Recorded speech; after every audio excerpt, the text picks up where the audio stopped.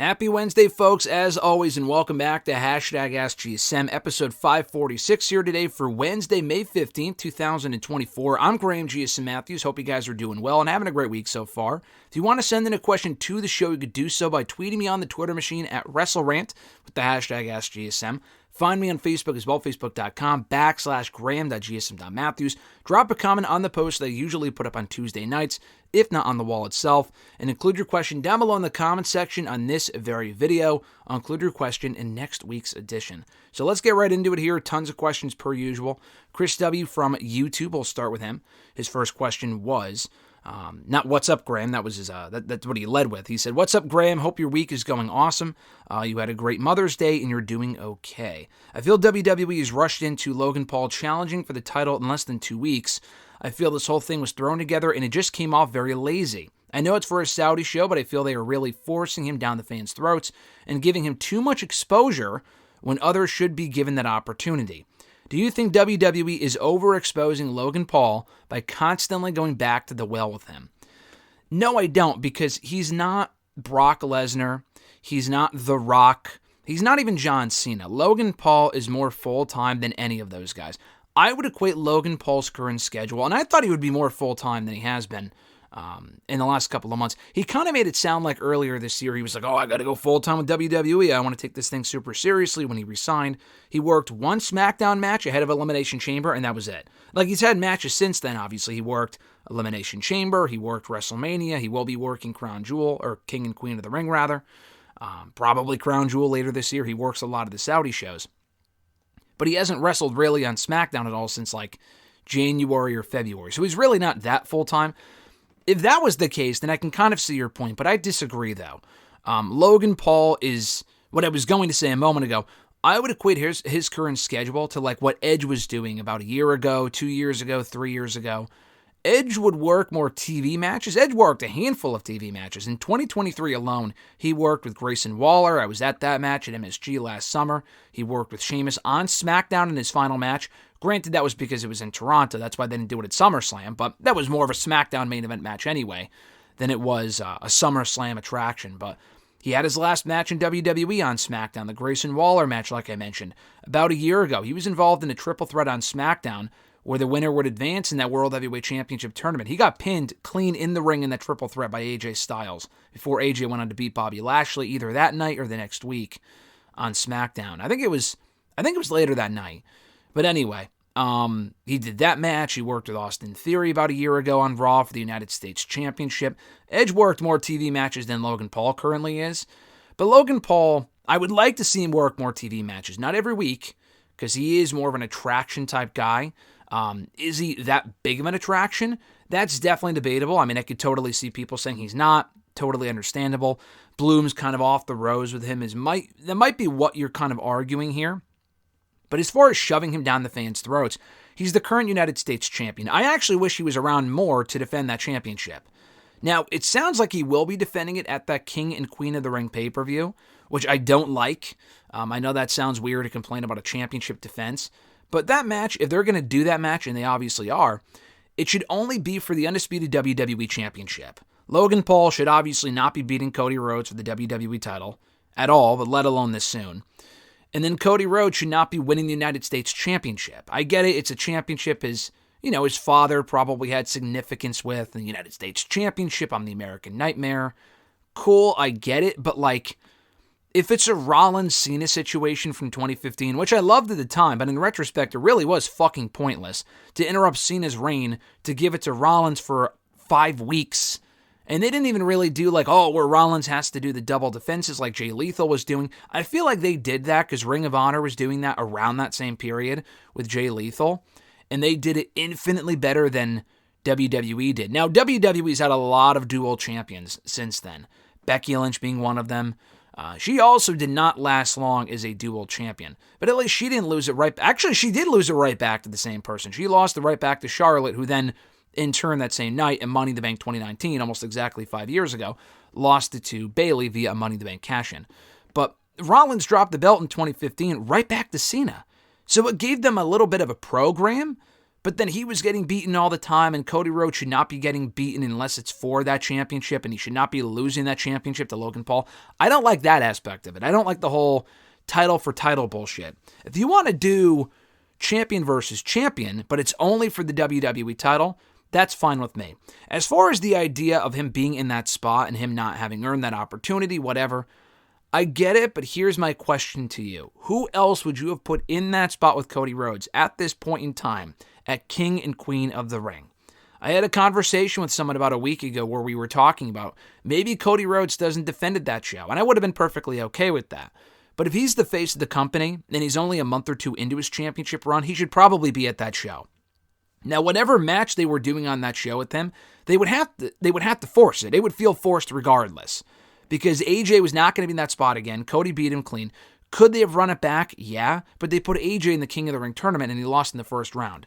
So he's not going to lose to Cody clean and then lose to Orton and then get another championship shot at King and Queen of the Ring. That would make no sense. So I would have been fine with AJ and Cody part 2. They didn't do that. Bobby's not really... That doesn't really make a whole lot of sense to me right now. No one from the bloodline. I didn't want to see Solo Sikoa in that spot really at all, but especially right now against Cody for that championship at that pay-per-view. They could have very easily done that because it was Roman Reigns' championship that Cody Rhodes took. So Solo could have stepped up and they could have furthered the bloodline stuff that way. I mean, the new bloodline is getting started right now, so feeding Solo to Cody, maybe at Money in the Bank, right now it's a bit too soon. But, Solo, I would not have done that right now. The Logan Paul thing I would have saved for another time. That, to me, feels like the perfect Saudi Arabia match. And Logan Paul's got so much heat, and Cody Rhodes is so beloved. It's got a great dynamic. I'm looking forward to the contract signing on SmackDown this coming week. I thought their verbal exchange on last big show was great. I like the match a lot. The only issue that I have with it is that it's for probably, the not confirmed yet, for the United States Championship. The only person that should be beating Logan Paul for that belt is LA Knight. And I don't even like the idea that people are saying that, Cody Rhodes mentioned LA Knight at the post-Backlash press conference, kind of praising him and wanting to see him get an opportunity. He's probably losing in the next round of the King of the Ring tournament, but he should not be facing Cody Rhodes for the belt right now. Again, if he's not going to win. LA Knight already went for the belt at Crown Jewel last November and again at the Royal Rumble and lost both times. He was not pinned at the Rumble, but still, he lost. Even at Elimination Chamber, he lost in that number 1 Contenders Chamber match because AJ Styles screwed him. Now, he won at WrestleMania, but how do they follow up on that momentum? So far, they haven't. They really haven't done much with LA Knight on SmackDown. He's kind of spinning his wheels, I hope, until he wins that championship. And having him beat Cody, what's the fucking point? Again, if LA Knight is pinning the WWE champion, he might as well win that belt too. And he shouldn't. Cody Rhodes should be champion for a little while longer, at least, before they even consider taking that title off of him. At least until SummerSlam, at the earliest, is what I would say. I'm not saying Cody needs a year or two long run. He could very well hold it till WrestleMania. I'm kind of expecting that at this point. But there's no reason for him to lose it within a month or two to LA Knight or Logan Paul or whoever. Just skip that overcomplicated bullshit and have Logan Paul lose it to LA Knight and have Cody focus on other challengers. So Logan Paul and Cody, I'm sold on. The stipulation, not so much. Chris's second question. Dave Meltzer has been under a lot of scrutiny in the last several months for his journalistic integrity while also calling him out on false reporting. While I understand he has been off for a while in certain reports, I think people go overboard and make themselves look bad, trashing the man for doing his job, even at times he's off some bases. I think you mean off base sometimes and not off some bases, but regardless, I get your point. He continues, what are your thoughts on the fan backlash of Dave Meltzer in the Pro Wrestling Observer, and when did it all start? I mean, the Meltzer, backlash, scrutiny, hate, quote-unquote, I mean, it's been going back decades. I mean, it's really been a thing for as long as I've been a wrestling fan. I don't remember, my first real introduction into Meltzer, and obviously he's been around for decades, and I've been watching wrestling since '08, and I'm sure I read his reports, but, I remember he was wrong a lot, and he was right a lot more in recent years, I thought, in my personal opinion anyway, but I remember he was wrong a lot of the time, and I feel like, and then he started getting some things right. I feel like with Meltzer, a lot of the time, I mean, I really don't follow his reports religiously at all. To me, And we talked about the post-Backlash press conference, I think last week here on the show, as far as Triple H's comments on Fightful and PW Insider. And I said it at that time. Fightful and PW Insider, to me, are the most credible sources of wrestling media, information, whatever. Meltzer obviously has credibility to a certain extent. I feel like, not that it's withered away, I feel like that's too harsh, but he's off base a lot. And again, in his defense, he does say a lot of shit on his show where it sounds like he's being wishy-washy, like he could be back in 6 months, but he may not be back in 6 months. To the point where now it's a running gag that he's not really saying anything much at all. He's kind of playing it in the middle diplomatically where he's like, oh yeah, he could be back, but he might not be back. That's not really a report, though. If he is reporting that as fact, then that's a problem. But I feel like sometimes on his show, because people listen to every word this man says, whether they agree with it or not, they report it as if he's reporting it. Whereas in reality, sometimes he's just speculating. And then people kind of spew that. Speculation is a lot different than reporting something. When he says, oh, I think, or I know they're definitely saving Cody and Rock for Mania next year, that's a report to me. If he's saying, yeah, they could do it at Mania, I hope they don't, like that's just a prediction or a hope or speculation or whatever. There's definitely a difference. That comes down to media literacy with certain people. As far as Meltzer himself, though, like I go back to earlier this year when he got the whole Rock, Roman, Cody thing wrong. He said 100% they were doing Rock and Roman at WrestleMania. That is what he said. He said they are 100% doing that match in Mania. There is no chance they change it. And guess what? They changed it. I mean, whether that was the plan or not, and I'm of the belief that they did change course. They listened to fans. That was not the original plan to do Roman and Cody at Mania. They changed course. Whether you believe that or not, he literally said they are not doing anything but Rock and Roman. And guess what? They did not do fucking Rock and Roman. He even doubled down on it. Even after they changed course, early on in the road to WrestleMania, he was like, you know, they might do Rock and Cody, but they still will do Rock and Roman in some form or fashion, like implying they might do a triple threat or do Rock and Roman on a different night. I mean, they will do Rock and Roman, obviously, at some point, no shit, probably next year or the year after. But to think that it was happening at Mania 40 at that point, was there a chance it could have still happened? Yeah, but again, he was reporting it. He wasn't speculating on it. He was reporting that we were getting that match. So that to me, it's like, dude, what are you fucking talking about? And there was a lot of other instances earlier on this year specifically where he got a lot of shit wrong. So I don't really listen to a lot of what he has to say as far as his reporting goes. He has his place in the space, and not to rhyme intentionally, but he has his place in the space, and he's been around for a very long time for a reason. He obviously has some shred of sources in all these companies to get the information that he does, but a lot of the times compared to PW Insider and Fightful, in my own observation and an opinion, again, not to pun, I was rhyming and now I'm punning with the observation, observer, whatever, I don't think Meltzer at this current point in 2024 is as credible, or at least as accurate as someone like a Sean Ross Sapp or a Mike Johnson. And again, they're not always right entirely either, but they're right a lot more and are much more upfront about being wrong than Dave Meltzer is. Again, from my own observation. So you don't have to like Meltzer. To say that he's always off base is also inaccurate because he does get a lot of shit right as well. But I feel like his way of going about reporting things, the way he talks on his shows, just from hearing clips where he's like, yeah, Punk might be back by SummerSlam, but he also might not. Like, I've said that same shit, but I'm also not fucking Dave Meltzer. Like, I don't know. I don't have the sources that he does. So then why even talk about it? You know, again, there's a difference, and this comes down to the fan listening to his content. It comes down to media literacy and knowing the difference between a report and him stating something as this will happen or this is what I've heard will happen, and him just speculating or giving his opinion, because there's a definite difference there. His next question: what did you think of the Ric Flair incident last week at the pizzeria? I thought it was shameful, classless, and sad that of all places to be kicked out of, a pizzeria tavern is the recent one he got kicked out of. What are your thoughts? Man, the whole thing is just fucking embarrassing. It really is. I mean, after that, we were already planning on watching it anyway, but Alexis and I watched the Ric Flair Peacock doc that they did about a year and a half ago. A great documentary. And I had already seen it. I watched it right after they put it up on Peacock because I reviewed it here for the channel, but she had never seen it. And it really put into perspective because it's a more recent documentary. They've done a lot of documentaries on him for ESPN, and the ESPN one also does a really good job of capturing the same vibe, that this, at this point, is just a sad old man. He really is. Like, I mean, I have a lot of respect for Ric Flair as a performer. As a human being, not so much. He just seems like a scumbag at this point. And again, he obviously has his fair share of issues with like the alcohol stuff, whether he still does as much of it. It sounds like he does. I mean, even in the documentary, he made it sound like a year and a half ago. Even after the health scare that he had back in 2017, he's still drinking heavily, and they thought they might lose him, and he still fucking did that shit anyway. And he still does it, like, religiously. He, like, went to rehab at one point. Prior to that point, he didn't fucking care. He still got a drink as soon as he left rehab. It was bad, probably still is bad.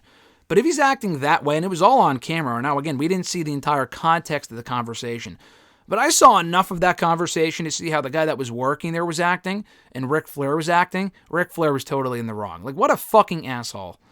The whole thing was just embarrassing, and it's a bummer for a legend of his stature, one of the greatest of all time, to go down in shame. Now again, you can rank these people like on the wrestling hierarchy as far as where their legacy is tarnished, from like Vince McMahon to like someone like a Del Rio, who's just a piece of shit anyway, who didn't really have a lot of legacy to speak of to begin with. But like Ric Flair is not maybe at the top of the list, but like Benoit, like the guy killed his family. That's not your question as far as ranking these pieces of shit in wrestling. But as far as Ric Flair specifically, it's just a bummer because he's a guy where he would probably have, and he's still involved with AEW. Like, that to me is the worst part. But I feel like he would be a lot more revered and beloved, as he was a good 16 years ago. And even then, he wasn't a saint. But people did not look down on him as a sad old man, the same way they do now. Like, as a quick side story, I won't spend too much time on this. We've gone long enough on these first three questions alone. I get it.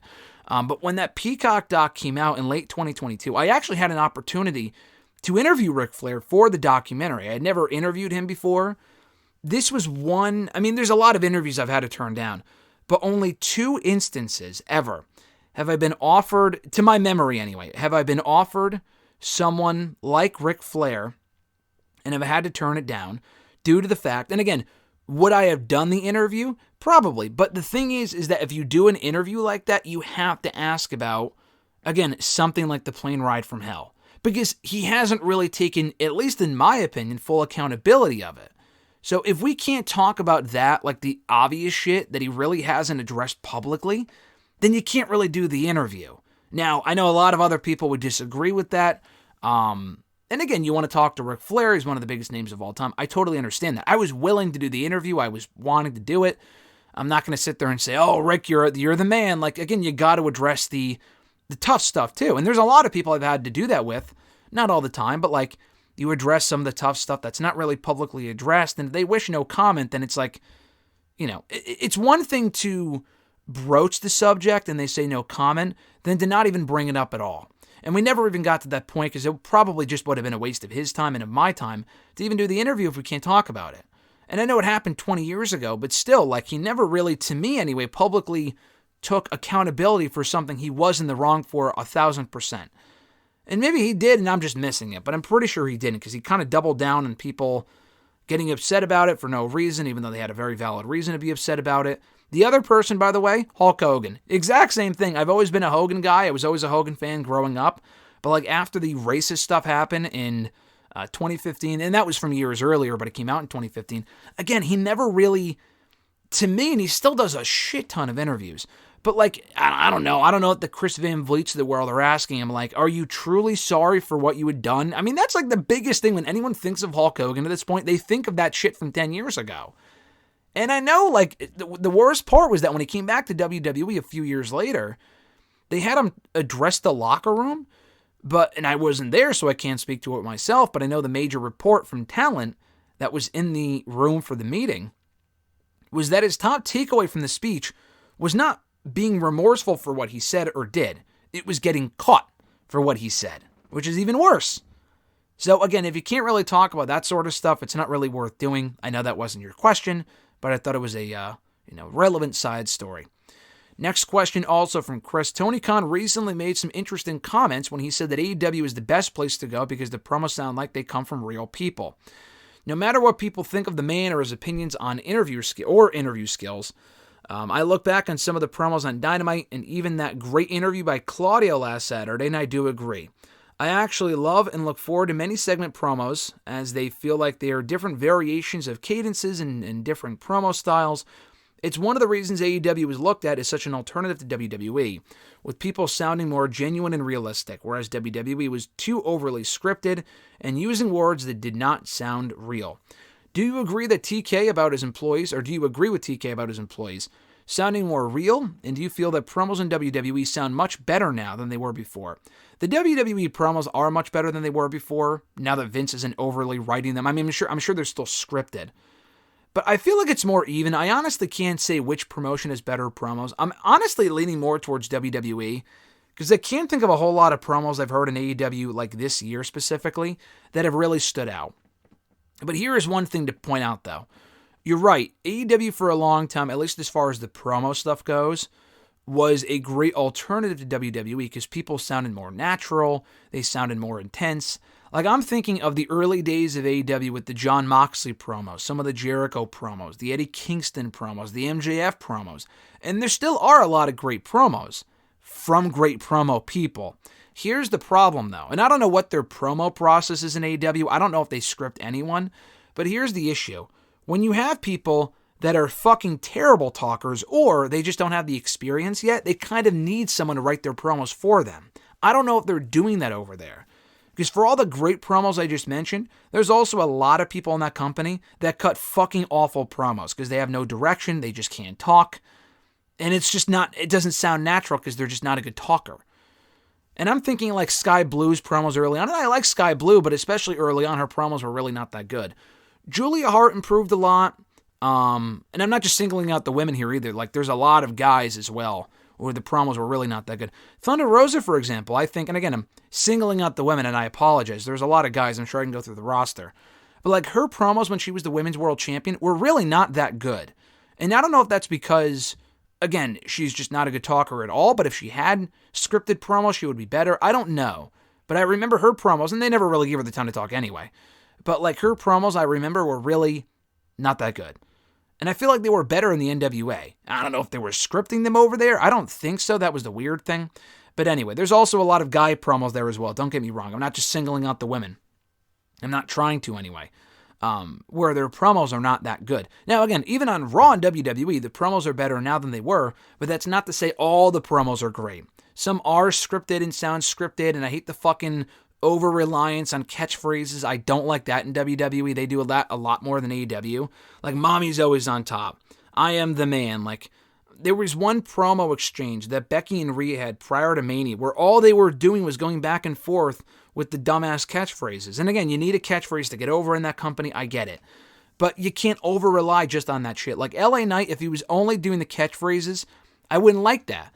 But he's also just a great talker in general. And when they give him a lot of meat, substance of stuff to talk about, he can cut a great promo.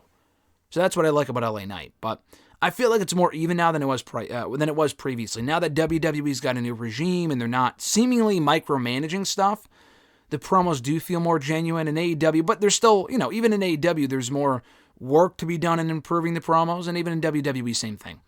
Mikey does it from YouTube. His first question was, I recently watched the Roast of Tom Brady special on Netflix. My question for you this week is, if WWE had a roasting special for a current talent, who would you want to be the headliner of the event? That's a great question. I was thinking about that the other day because I feel like someone tweeted about it or something. I was thinking Ric Flair, but the reason why I thought of Ric Flair was because they did do a roast of Ric Flair over StarCast weekend of his last match back in the summer of 2022. I was not there. But I remember seeing clips or people talking about it, whatever. So, Ric Flair would have been fucking funny. But for a current talent, he's not exactly current, but I feel like a roast of John Cena, because John Cena is in many ways like the Tom Brady of WWE, would be really fucking funny. Now, again, I have not seen the Tom Brady special myself, but I heard they mentioned a lot of, pretty risque shit, which I think is fucking funny. I'm not saying I'm offended by it. My point is that if they were to do a roast of John Cena, not that it would have to be as bad, quote-unquote, as that. I don't know if they're going to mention, I don't know. I don't know how far they would really go with it. But you would have to go far enough to make it worth it. Like, the whole point of a roast is to roast a human being. Just to have John Cena on stage talking about his 5 moves of doom and shit. I mean, that only gets you so far. Like, I feel like that's basic material. You would have to bring up him burying people and, you know, the whole China situation from a couple years ago when he pissed off China, mentioning, like, Vince. Like, you would really have to go all in with it, but they would just never do that. So, I feel like Cena would be the perfect person for it, or Roman Reigns maybe, but Cena especially. Like, even though he's like the goody two-shoes of the company, I feel like there's a lot to work with there from shit that he's been involved in over the years or has been accused of or whatever. But again, I just never expect him to do that. His second question: could the Dalton Castle gimmick and him as a wrestler in AEW be a better fit for WWE on NXT and eventually on the main roster? Yeah, but at this point, probably not. I think Dalton Castle had heavy interest from WWE when he was at the peak of his popularity in like 2017. This was around the time that he was the Ring of Honor World Champion, and he didn't go. And they had the opportunity to sign him, I would think. I don't know if they did have interest at this point. But when Ring of Honor closed its doors, everyone in Ring of Honor was a free agent. Anyone could have gone anywhere. And WWE didn't pick up, I think, anyone. They picked up Roxanne Perez, who was the Ring of Honor Women's World Champion. She was the only one. I think everyone else went to either TNA or NWA or AEW. They didn't pick up anyone else. And I could be wrong. I could be misremembering. Dragon Lee was actually another one. Dragon Lee was in Ring of Honor. He did do one match in AEW in 2022, but WWE didn't pick him up for a whole year. Like, they didn't hire him until late 2022. Ring of Honor closed in 2021. So, Dalton Castle was another one. His contract was up. They probably could have had him if they wanted to. But even around that point, they were pushing the youth movement in NXT, and they still are. Now they're bringing back people like fucking Shawn Spears and stuff like that.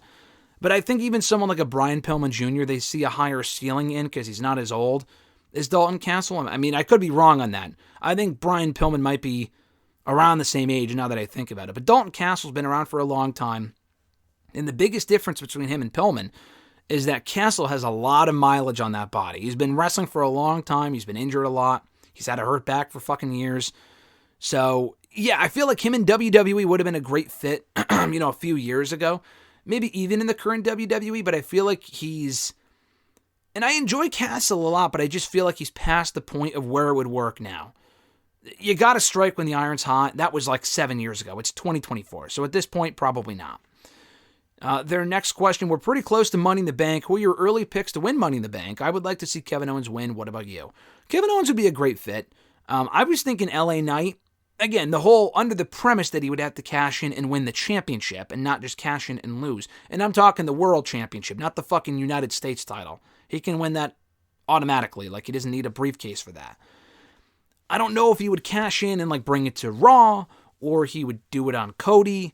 I don't know if he would do it on Cody, though, is the thing. I just feel like they might have Cody hold it until Mania and not have anyone interrupt his run. And if LA Knight is cashing in and losing, that's just a waste of the briefcase and a waste of LA Knight. So either LA Knight, Kevin Owens would work. Kevin Owens hasn't been a world champion in a very long time, so that would work. Sami Zayn would work. If he loses, I don't know if he would win it while he's the Intercontinental Champion. I don't know. I mean, he could, but he's not really, like, he's the underdog. So having him win it while he's the champion kind of makes him feel like he's not really an underdog. So he would probably have to lose the belt to Gable before then, which I hope he does, and then win it. But yeah, I would say either Owens, Zayn, or Knight. And there's a lot of people that could realistically win it that I would be perfectly fine with. But those three to me would be cool. Owens has been world champion before, but never Mr. Money in the Bank. He hasn't been a world champion in over 7 years. That would be cool. Maybe use that as a way to turn him heel. Zayn should be in the world championship picture. For now, he's fine where he is, but he really should be at the world title level. And then the other individual was LA Knight. Like I said, I just feel like he should be a world champion at some point, and I just feel like that would make the most sense. As far as the women, because you mentioned just the men, I'll throw a women's pick out for you too. Tiffany Stratton. Now, she could just very well win the Queen of the Ring and have that be it, but I feel like it would make more sense almost. I mean, if she wins Queen of the Ring, that's perfect, because you could also set up a future feud between her and Charlotte, who's the real queen of WWE. But if she doesn't win Queen of the Ring, then she could win the briefcase, and she could definitely become Women's World Champion over on SmackDown. So either Tiffany Stratton I would say Io Sky, but she literally just won it last year. Lyra, it's too soon. Like Zoe Stark, no. Bianca or Jade, no. I mean, maybe Jade, but I just feel like even that would be too soon. Probably not. I'm trying to think of who else. Becky and Bayley are the champions. Liv has already won it before. Should not win it again. I'm not really sure. They have a pretty deep division on both brands for the most part. Nia Jax, no. Probably Tiffany Stratton if we're being honest here. Probably. I mean, again, you could say, oh, how is it too soon for Lyra but not Tiffany? I don't know. I think Tiffany's already over to a point where she can win the briefcase and cash in soon after and become champion, and no one would bat an eyelash. You can't really do that with Lyra. Lyra's not over at that level yet. It's going to take her more time to get over with the audience, I think. I'm trying to think of who else is on Raw that would really work for her. Natalya, obviously fucking not. That would be awful. Yeah, we've already seen Io. Dakota, no. I think Tiffany's the one. If she doesn't win Queen, I said it again, Ween. If she doesn't win Queen of the Ring, which I guess she could do both, but I don't see them giving her both accolades. Jordan B. from YouTube, his question was, remember on the draft edition of Raw when R-Truth and Gable were making a deal for Otis and Tozawa to get a World Tag Team title shot? R-Truth mentioned to The Miz, we do one now and two later. Of course, Otis and Tozawa lost that night. Do you think the two later, quote-unquote, could be a second match between Awesome Truth and Otis and Tozawa, in which Otis and Tozawa lose again? And then the third match could be the Creed brothers turning heel by beating Awesome Truth for the World Tag titles and joining forces with Gable.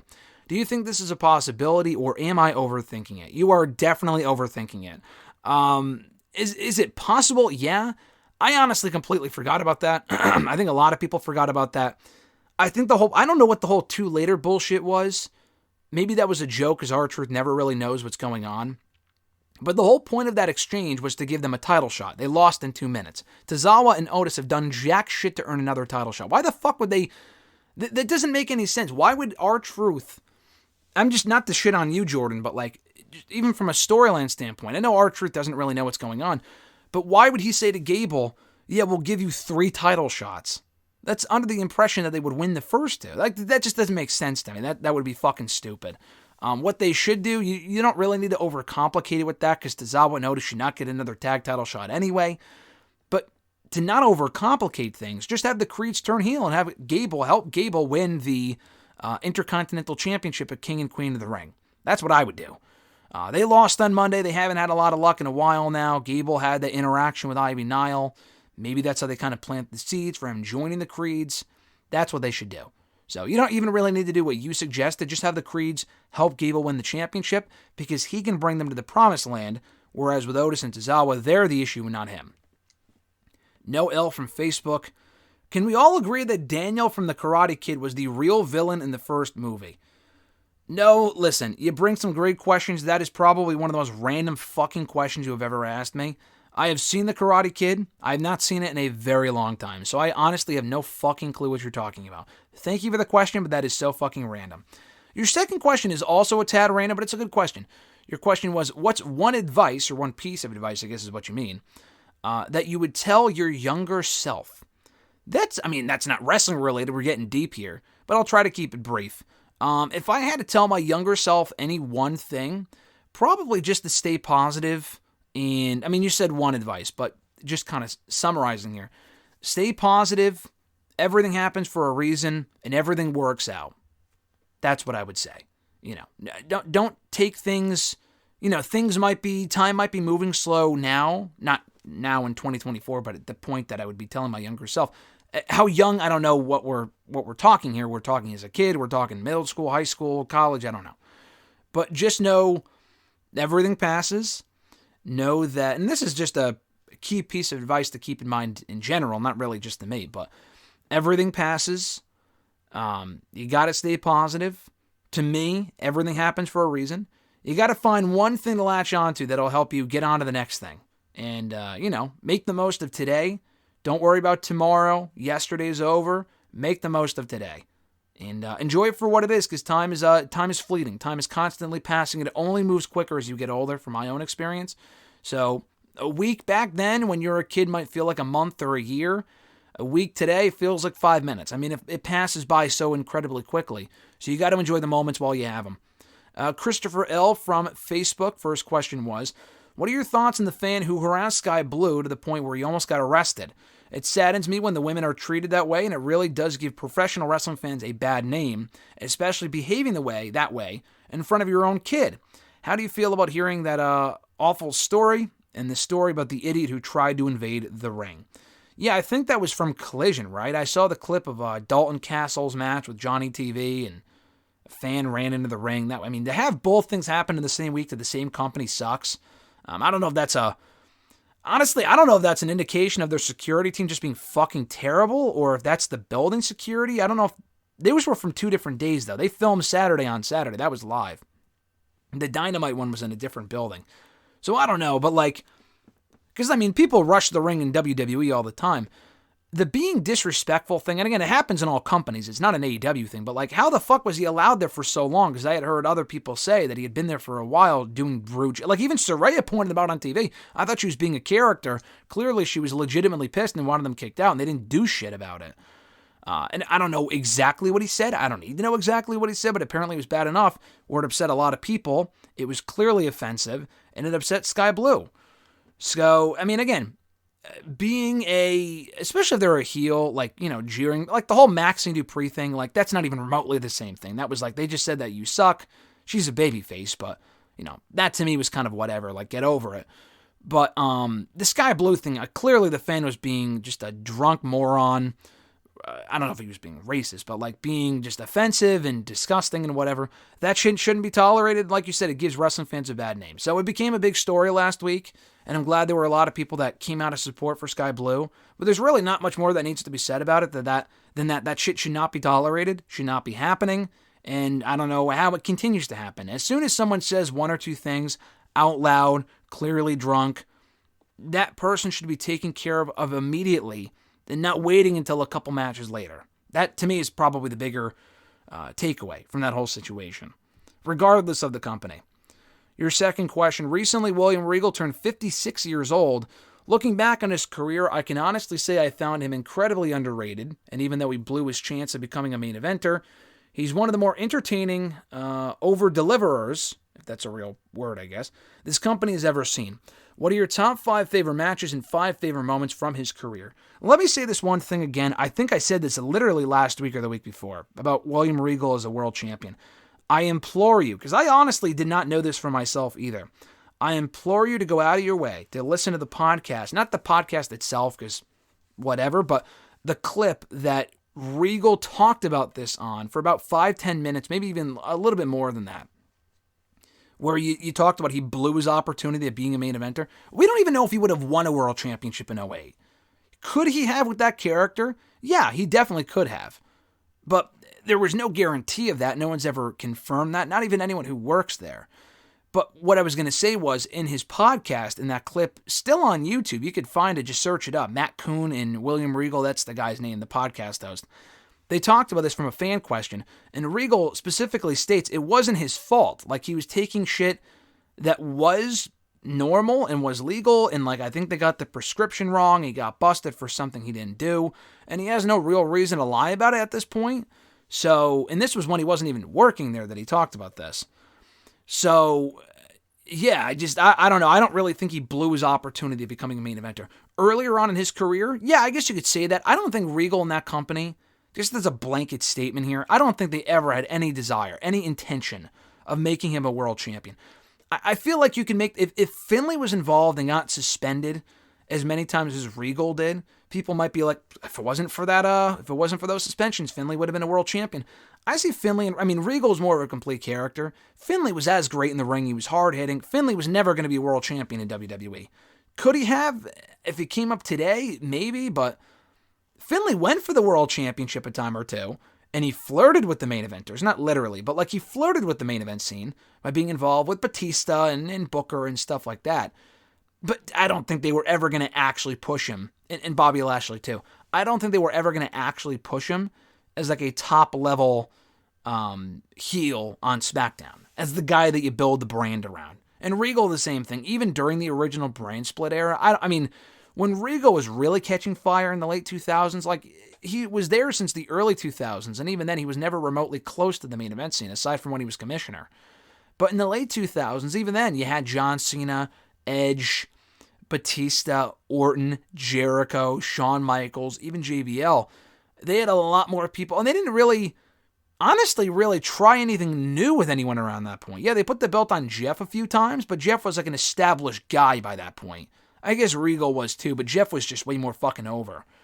Like, you could think in the last 10 plus years, they tried with Jinder for a brief period. They tried with Owens. Now, the Jinder thing was terrible, but like, they tried with Owens, they tried with Kofi. You didn't really see a whole lot of that in the late 2000s until like after a lot of those people left.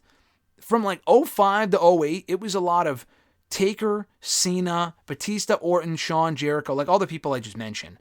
It wasn't really until 09 they started trying with people like Punk. Like, he was champion in 08, yeah, for like 2 months, and no one really cared because he was booked terribly, and then he didn't get it back for about a year as a heel on SmackDown. But beyond that, they didn't really try with new people until like 2010 or 2011. Like when Sheamus won, but again, he had a terrible run, so I don't think they were willing to try with Regal either. But anyway, back to your point. I've mentioned many, many times that Regal was responsible for getting me into wrestling, not directly, but it was because of him. And I had, started watching a little bit of WWE prior to this happening, but nothing really caught my eye or my attention because I was in the process of wanting to watch all the content that USA Network had to offer. I got into Walker, Texas Ranger. They would air reruns of that show on USA. My grandfather and I would watch that network together, and we would watch Walker, Texas Ranger. I got into Monk. Love that show. My favorite show of all time. Psych, same thing. I got into Burn Notice. I liked that show. They had that show Royal Pains. I enjoyed that as well. So I tried getting into WWE. Couldn't really get into it until around 08, until like mid-08, when the Regal, Raw, GM, King of the Ring stuff was going on. And that was really what hooked me. So I honestly can't say like I have any favorite matches or moments from prior to that point because I really haven't gone back and watched that stuff. I just love Regal from that point onward. So when he won King of the Ring, when he won the Intercontinental Championship a few months later in his home country of England, I thought that was an amazing moment. I was actually grounded that day, and I couldn't watch that moment until like a couple days later. Because I got literally that day I got grounded for a long time. So I had to kind of sneak around to try to find the show and watch it when I could. Fun fact for you. But yeah, that moment, his little ECW run I enjoyed. Didn't last long, but I enjoyed it back in 09. He had a couple matches on Raw in the years that followed. His stuff as the NXT GM. I mean, he didn't really do a lot of stuff after that as an in-ring competitor. But his commentary work I enjoyed. The GM work I enjoyed. His run-ins with people like Owens and Pete Dunne I thought were great. Some of the matches he had with like Claudio Castagnoli in NXT were great. Cassius Ohno, I enjoyed that one as well. His entire AEW run I thought was awesome. That final verbal promo that he had with... was it the last one? It was one of the last ones with MJF was amazing. I thought Regal's AEW run was amazing as well. So yeah, a lot of fond Regal memories, but they're all from like 08 onward. Not a lot of stuff from prior to that point. Let's see. His next question. I might be alone in this, but I don't understand why Bronson Reed is in the hunt for the Intercontinental Championship race. I am a huge Bronson Reed fan. I loved his run in NXT, especially his awesome entrance. But I feel he hasn't done anything in months to warrant being inserted into this story unfolding already between Sami Zayn and Chad Gable. Why do you think he's being inserted, and do you think he really adds anything to the triple threat match next Saturday? The match itself, yeah, because Bronson's fucking great, so I'm sure the match will be good. He's involved in the match and the storyline, I think, and I hope, so Gable can pin Bronson and not Sami. Now, does he need to pin Bronson? Can he just beat Sami straight up? Yeah, he can. But Gable's new heel character, they might want to have him steal the title by pinning someone other than Sami. So that's one thing. 2, Bronson did beat Sami prior to Mania. It was before he won the championship, but he beat Sami. It makes sense why he would chase the championship coming out of Mania. If he didn't go for the belt, that would have made no fucking sense. And 3, it's worth nothing, but he won the Andre the Giant Memorial Battle Royal. So they want to have him capitalize on that by having him, chase the championship that he won't win. Hopefully at some point he will, or a championship. Not right now. So that's why. And they also need to give the guy direction. He's been directionless literally since he came back to the company a year and a half ago. He needs direction. Say what you will about his involvement in the feud and how it's not necessary, but at least for the first time since he arrived on Raw, he has some sort of direction. Your last question here. Will you be attending Forbidden Door this year in Long Island, and what do you think are the chances of MJF coming onto the show and maybe playing a pivotal role on the pay-per-view? I still think he's a long way from coming back. I know it was reported about a month ago that he had just undergone surgery, and that was not the original intent or the original idea.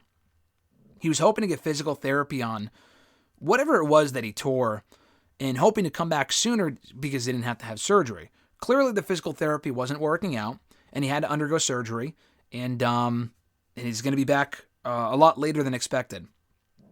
Could that be a swerve? Could he be back early? Absolutely. Do I think he will be? No.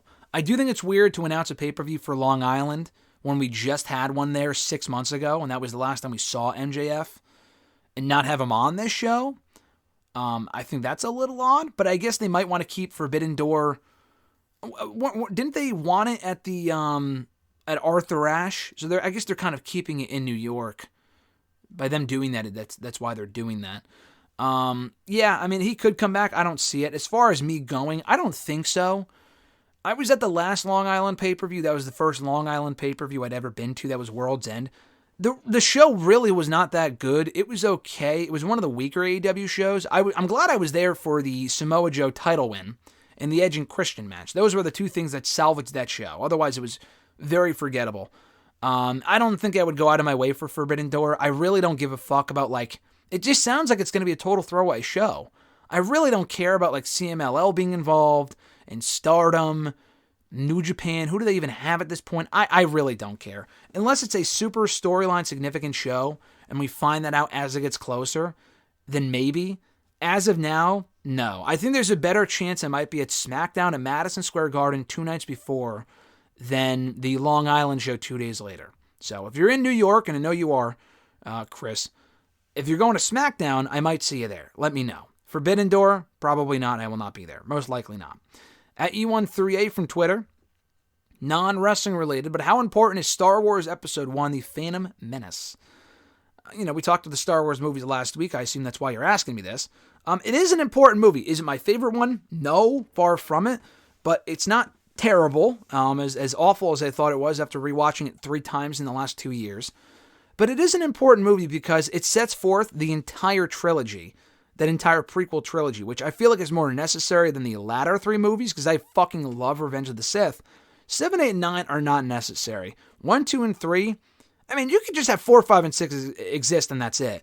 But 1, 2, and 3, there are a lot of things from those movies to like and that are underrated, specifically the third one. But that first movie sets the tone for what's to follow.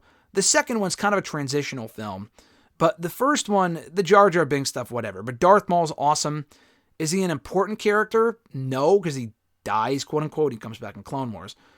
Spoiler alert for a 25-year-old movie and a 15-year-old show. But, even the stuff they set up with Anakin and Obi-Wan, and a lot of the stuff they say in the way that Palpatine kind of manipulates the system to get in charge, a lot of the shit they do is really fucking interesting watching it back and how it sets up stuff to come in the original trilogy and in later movies in that trilogy. It's very interesting. So I think it is an important movie. Is it the best movie? No, but there's a difference between best, great, and, important. And I do think it's an important movie to rewatch, honestly. Probably more so than 2, and honestly more so than 7, 8, or 9. Your second question, where would you rank Jay versus Jimmy among the 4 other WrestleMania brother versus brother matches? Emmanuel, my man, you already know the answer to this question. It's obviously at the very top. No, I kid. It's obviously the very fucking bottom. That Jay and Jimmy match was I mean, it was fine. I'm not going to say it's the worst match ever, but it really was not that good. It was very lame. And the other 3 matches were much better. Even Kane and Taker, that first one. If that's what you're talking about. I assume that's what you're talking about, right? You're talking the Hardy Bros. You're talking Brett and Owen.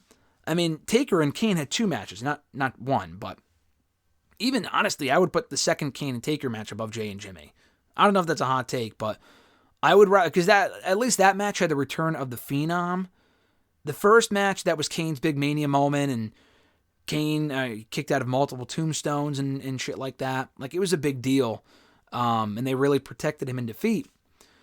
But the other matches, like Brett and Owen is the number one. Matt and Jeff is 2. I thought that was a good match. I enjoyed that. Taker and Kane are not instant classics, but they're much better than Jay and Jimmy. Jay and Jimmy was a fucking television match on Mania. Just so happened to happen at Mania.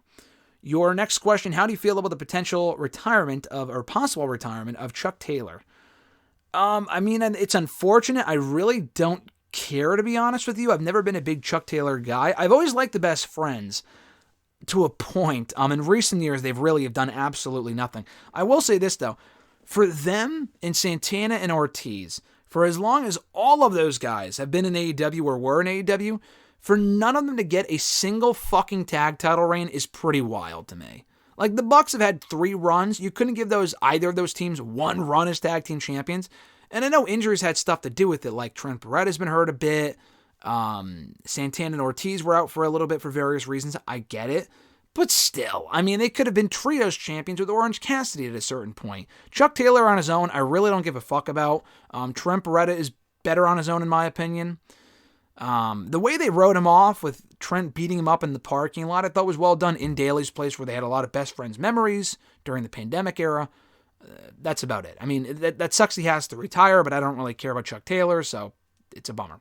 The Average Grunt, his first question was, how would you rank AEW's use of legends as mentors/managers over the years? Sting with Darby, Jake with Archer, Tully with FTR, Arn with Cody, etc. I think they've done it better than any other company, and that was one thing that AEW really did early on in their infancy that separated them from WWE, because WWE was not doing that. Not that they've never done it, but I thought AEW did a much more effective job of it with all the examples that you mentioned, specifically Sting and Darby. Darby was already over before joining up with Sting, but he definitely did benefit from that pairing. Jake and Archer's a great pairing, but they just haven't done shit. So it's a complete waste of Jake Roberts. And the guy's older now, I get it, but even early on, though, when he first came in, he could have been a great asset to that company, and they just didn't do jack shit with them. Tully with FTR was cool. I'm sure they enjoyed that, obviously. Arn with Cody wasn't really necessary because Cody didn't need Arn Anderson, but they were a good pairing. But I feel like there's also some examples of it not being good, like when they paired up Nyla Rose with Vicky Guerrero. Like, what was the fucking point of that? But, like, you know, the majority of the pairings they did work, and I think they've given their legends more respect, at least compared to the Vince McMahon era, than WWE did for a very long time. So that was one thing that AEW was doing that really separated them from the rest of the pack, and they did a really good job with. Your second question, which 6-man tag team feud do you think had the better matches? Shield versus the Wyatt family or Shield versus Evolution? Also, I'm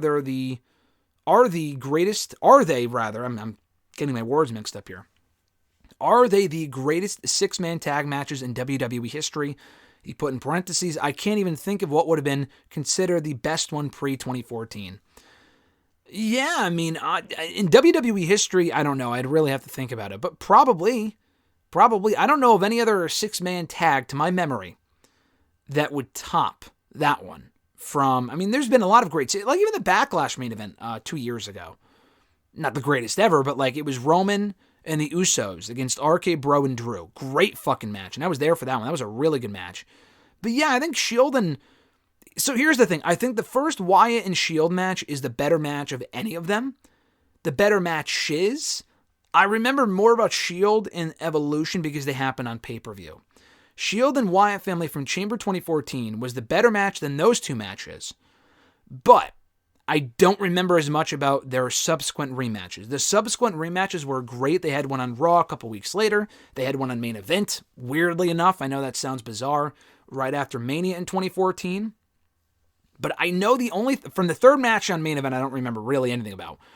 The second one on Raw in Chicago, the only thing I remember was like Rollins, I think, walking out. And that was it. Beyond that, and that didn't even go anywhere. I mean, I know Seth turned on him a couple months later, but he didn't go anywhere in the interim. It was kind of pointless. They were going to do the split before Mania. They didn't. It was weird. But I would probably go Shield and Evolution. I think the better matches, plural, would be those. Because I remember that Evolution, or the Evolution Shield Extreme Rules match, and it wasn't Extreme Rules, I don't think, but that first match at Extreme Rules was great. And then they headlined Payback, and I thought Evolution would get their win back. They didn't. Shield completely swept them in that elimination no-holds-barred match. and they told a great story. I fucking love that match. So probably Shield and Evolution with the better matches and the better feud, maybe. I feel like the better feud was Wyatt and Shield, because those first few weeks, they didn't even do shit. They didn't even touch. And that was what made that first match so great. That first match, better than Shield and Evolution, but better matches, plural. Got to give the edge to me, Shield and Evolution. Noob versus, or noob_n_co-TV, rather, from Twitter. The first question was, do you think Kiana James got drafted to Raw just to be an assistant GM for Raw? I think it's interesting to see some learn from a general manager. That's what you wrote. But I like where this is going for her. I think it's fucking dumb. Like, why even call her up? If she's going to be an assistant to the GM, I mean, I guess they might be taking the Nick Aldis route with her, where I said Nick Aldis route. Yeah, I mean, I guess you could say route too. Nick Aldis, route with her, where, you know, they're just exposing her to the audience by having her be the assistant GM. I feel like we already saw that with Sonya Deville a couple years ago, and she was already established prior to that role being given to her. Kiana James is not established. It might be better than just throwing her out there, but guess what? Don't throw her out there. Keep her in NXT. Calling her up from NXT if she's just going to be doing nothing on the main roster for the next 6 months other than just being there and cutting terrible promos like we heard on Monday, no thanks. I was never the biggest Kiana James fan anyway. You guys know that. We talked about it here on the show. She's not bad. She's improved. At the same time, though, I really have no fucking desire to see her as an assistant GM. If it's her gimmick, I get it. But, like, she would gain more from... She has to improve in the ring. And I don't think that's going to happen unless she's wrestling house shows. That ain't going to happen in the main roster if she's not wrestling matches. So I don't really like that. You should have just kept her in NXT if that's the case. If that's the best you can come up for her, she should have just stayed in NXT. Your second question. I heard that NWA could potentially work with WWE exclusively on NXT. Do you think this crossover will happen? Absolutely not. NWA or, NXT has nothing to gain from that. NWA has nothing to offer them. The promotion is the most forgettable it's been in a very long time. And they have some good stuff, but I really don't understand what the purpose of that would be.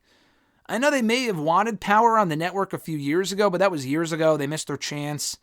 NWA is not relevant at all. They have no talent that WWE would want anyway. Maybe 5 years ago. Now, I mean, they have a lot of their talent. I mean, LA Knight being one of them. AEW's got Rosa. WWE's got Aldis. AEW's got Kingston. They have Ricky Starks. The list goes on and on. They really have nothing to gain from working with Power at this current point. So, no, I don't know where you heard that or where you saw that. You should probably reconsider your news sources. Your third question, do you think that it's too soon to have dream matches like Ilya Dragunov versus Gunther and Bianca Belair versus Jade Cargill to be in the King and Queen of the Ring tournaments? I think WWE should save some of those matches on a bigger stage, like Bash in Berlin and WrestleMania 41. Bianca and Jade, they should absolutely not do in the tournament. Gunther and Ilya I would have been fine with, because you give people a taste of what to expect from them on a bigger stage down the road. But if they want to save it, fine. My bigger problem with the Gunther versus Ilya thing not happening is not that the match isn't happening. If you want to save it, great. It's just that Gunther and Jay doesn't really do a lot for me, and Gunther could win and it would be fine. Jay winning does nothing for me. We just saw Gunther and Jay a month or two ago. I really don't need to see it again. It wasn't that great to begin with. It was entertaining, but not that great. Bianca and Jade's like a massive marquee Mania-worthy match. They're not going to wait until Mania to do the match next year, but I wouldn't give it away on TV in a fucking semifinal match. So I hope they don't do that. At Iwagu91, their first question was, who do you think Bryan Danielson's last opponent as a full-time wrestler will be? Nigel McGuinness. The closer that we get to All In, and the more comments I hear Nigel make about Bryan on commentary, and the way I saw him in shape, he posted a picture of him, like him being in shape prior to All In last year. I thought it was a big bummer that he wasn't on that first All In show. But he made it sound like, I was waiting for the call and whatever. It sounded like he had a feeling they might do the match at that show, and then Bryan obviously got hurt, wasn't cleared, came back a week later, couldn't do the match. But if Bryan can stay healthy, and he's on that show, and he fucking should be after not being on the show last year, that they really could do Bryan Danielson and Nigel one final time in England. That would be the perfect match. I honestly don't even know what else he would do. We just saw Bryan Danielson and Will Ospreay. Bryan and Swerve, I guess. I don't know. I'd much rather see Bryan and Nigel as the final match for Nigel, Bryan's final full-time match. I think that's perfect. Your next question, do you think that Gunther versus Dragunov will happen at Clash at the Castle? I've seen a lot of people say that or Bash in Berlin. No, I don't. I mean, I guess they could. They could do it in Scotland. I don't really know what the purpose would be. I hope Gunther wins King of the Ring, but like, Gunther's probably beating him. I don't know what would be on the line. Maybe. I would rather they just save it for a full-on feud down the road where Dragunov can beat him for like a world championship or some shit. So I don't know. I would not do that right now. But you could. You could do it. I mean, if they set it up properly and they just want to get Gunther on that show and give them a fucking amazing match that they would be hot for, yeah, I'd be okay with that. And last question for the episode, also from @Ewagu91. Their question was, do you think that Dijak did not revert back to the Dominik Dijakovic ring name due to Dominic Mysterio being in the WWE? Yeah, that's exactly why. I mean, they haven't said that, but I would imagine why they didn't do that. First of all, a couple things. Dominik Dijakovic is such a fucking mouthful anyway. It's better than T-Bar, but it's not a great ring name. I don't even know why they gave him that name in the first place. It's such a fucking mouthful. Even Sasha Banks, I remember, trying to pronounce it on like a video or something, and she had no idea what to call him. She couldn't say the word. She couldn't say the name. It was either her or Bailey. So when your own performers can't say the name properly, just shorten it. Call him Dijakovic. But thankfully they called him Dijak, which is his real name. They took the first 5 letters of Dijakovic and just made it his name. Not even Chris Dijak, just Dijak. Dijak's such a badass name. I know they don't let people use their real names because it's a copyright thing. I get it. But it's a fucking badass name. So I'm glad that they let him use it in NXT. I don't know if they're going to have to change it on the main roster. I'm kind of worried that they might. We haven't seen him on the main roster yet as Dominik Dijakovic, because when he was on there a few years ago, it was T-Bar. In NXT, it was Dijak, but that's not the main roster. They tend to change people's names on the main roster, so I'm not sure. Hopefully not. But like you said, they also had another Dominic in Dominic Mysterio, spelled the exact same way, so that's probably another pretty big factor. And that's going to do it, guys, for today's edition of #AskGSM, episode 546. Thank you so much for sending in the questions. As always, had a great time answering them. If you want to send in a question to next week's show, you can do so by tweeting me on the Twitter machine at WrestleRant with #AskGSM. Find me on Facebook as well, facebook.com/Graham.gsm.Matthews. Drop a comment on the post I usually put up on Tuesday nights, if not on the wall itself. And last but certainly not least, drop your question down below in the comment section on this very video. I'll include your question in next week's edition. Coming up here on the channel in the next couple days, we had a lot of content go up last week, so check it out if you haven't already. My Ronda Rousey book review going up last Saturday. My Dark Side of the Ring Season 5 finale review on the Black Saturday episode. That was also the 1000th edition of WWE Network and Chill. So a monumental episode for a simple review, up from last weekend as well. We had some interviews go up with Delmi Exo from MLW, my interview with Montez Ford from earlier in the year, back in March, right prior. It was actually April. It was only from last month. But it was from right before WrestleMania. A lot of different content going up. This week, in addition to today, obviously, tomorrow we have the WrestleRant radio excerpts from the podcast that goes live on Thursdays and all your usual podcast platforms. Full episode available on Friday. Also on Friday, the next episode of #GSM for GM. Stay tuned for that. On Saturday should be my review of WWE The Next Gen show that they just did on the Roku channel. We just finished that. Thoroughly enjoyed it. That review should be up on Saturday. Typically on Saturdays, and I said this last week, are my SmackDown reviews and my SmackDown Lowdown reviews. I did not do it on Saturday last week due to being busy. The exact same situation this week, and I will be gone all day Saturday. So that review should be up on Sunday at some point. So keep an eye out for that. Thank you guys, as always, for supporting the show. I appreciate it. Be sure to like this video, drop a comment, of course. Share the video, and subscribe to the channel for more daily content. Have an awesome, guys. I'm Graham GSM Matthews, and I'll catch your ass down the road.